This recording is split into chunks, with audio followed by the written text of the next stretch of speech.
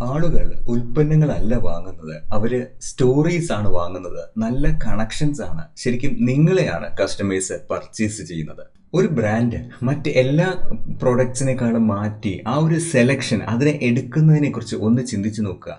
അതിന്റെ വില മാത്രമല്ല, അതിനകത്തുള്ള ഒരു സ്റ്റോറി, ഒരു കഥയാണ് ശരിക്കും അത് പിക്ക് ചെയ്യാനായിട്ട് നിങ്ങളെ സഹായിക്കുന്നത്.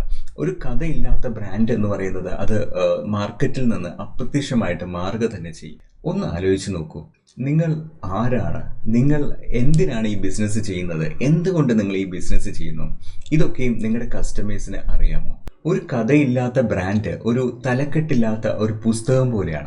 എളുപ്പത്തിൽ അത് മറന്നുപോകും. എന്നാൽ ഒരു കഥയുള്ള ബ്രാൻഡ് അത് മനസ്സിലേക്ക് പറ്റി നിൽക്കും. നിങ്ങളുടെ കസ്റ്റമേഴ്സ് അവരെ ഒരു വിശ്വസ്തതയിലേക്കും ഒരു ആരാധനയിലേക്കും മാറ്റാനായിട്ട് നിങ്ങളുടെ ബ്രാൻഡിന് കഴിയും. അപ്പോൾ നിങ്ങളുടെ ബ്രാൻഡ്, കഥ, സ്റ്റോറി എന്താണ്?